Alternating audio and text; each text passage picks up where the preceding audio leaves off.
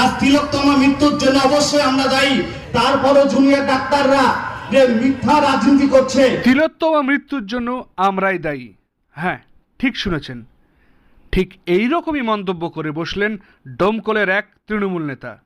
সেই সঙ্গে নিজেদের অধিকারের জন্য জুনিয়র ডাক্তাররা 1 মাসের অধিক যে ধর্ণা অবস্থান করছেন তাকে ডাক্তারদের মিথ্যা রাজনীতি বলে আখ্যা দিলেন সেই যুবনেতা।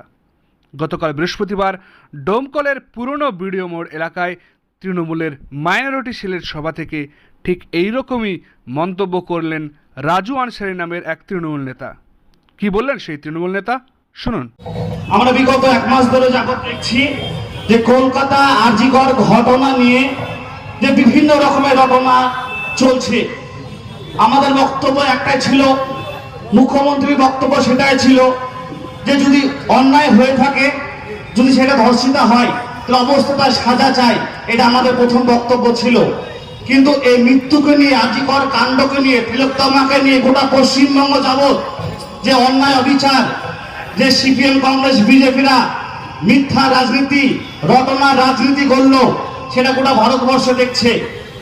কিছু সাংবাদিক থেকে শুরু করে যারা বিজেপি শাসিত, মানে যাদের টাকায় চলে আর কি, যে সংবাদ মাধ্যমগুলো, তারা একতরফা সিপিএম কংগ্রেসের হয়ে মমতা ব্যানার্জি দুর্নাম করেছে। মিডিয়া তিনি দেখেছি, তিনি সবসময় দাবি রেখেছেন মমতা ব্যানার্জি অন্যায়ের বিরুদ্ধে রয়েছেন এবং তার জন্য, তার ফাঁসির জন্য মিছিল করেছেন। এবং জুনিয়র ডাক্তারদের যে চরিত্র আমরা গত 1 মাস যাবত দেখলাম, যে 1 মাস যাবত জুনিয়র ডাক্তাররা অবরোধ করা ফলে আমাদের রাজ্যে 34টা মৃত্যু ঘটেছে। এই মৃত্যুর দায় নেবে কে? আজ তিলোত্তমা মৃত্যুর জন্য অবশ্যই আমরা দায়ী, কিন্তু 34 জন বাংলার সাধারণ মানুষ মৃত্যু না পেয়ে যে মারা গেল, এই দায়ভার নেবে কে? জুনিয়র ডাক্তাররা পরপর 5 বার মুখ্যমন্ত্রী বসার পরও এদের সমস্যা মিটছে না। একটার পর একটা দাবি করছে। এরা 5টা সমস্যা, 5টা দাবি কথা বললো, মমতা ব্যানার্জি মেনে নিল। কলকাতা সিপি চেঞ্জ, স্বাস্থ্য দপ্তরে 2 জন অধিকর্তা চেঞ্জ হয়েছে। তারপরও জুনিয়র ডাক্তাররা যে মিথ্যা রাজনীতি করছে, বিজেপি সুশাসনকে যে মিথ্যা রাজনীতি করছে, সেটা বাংলার মানুষ বুঝে গেছে।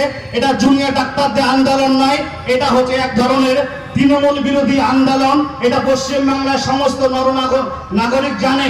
তো আমাদের বক্তব্য জুনিয়র ডাক্তারদের কাছে, ভারতবর্ষের সুপ্রিম কোর্ট রায় দিয়েছে জুনিয়র ডাক্তারদের যে আপনারা কাজে ফিরে যান, সাধারণ মানুষের ট্রিটমেন্ট করুন। তারপরে যে আন্দোলন করে মানুষ মারা যাবে, এটা বাংলার মানুষ সহ্য করবে না। তাই অতি সত্ত্বর ডাক্তারদের কাছে বলবো, আর ডাক্তার যদি সত্যি হয়ে থাকে, যদি মানবিকতার মধ্যে যদি না থাকে, তাহলে সে ডাক্তার কিভাবে হলো? একটা ডাক্তারের সামনে কখনো একটা রোগী মারা যেতে পারে না। যদি সেই প্রকৃত ডাক্তার হয় তাহলে মানুষের সেবা করবে। মমতা ব্যানার্জি সমস্ত রকম সহযোগিতা ডাক্তারদের করেছে, সেটা আমরা দেখেছি। তারপরে জুনিয়র ডাক্তাররা তাদের অনশন ভঙ্গ করছে না।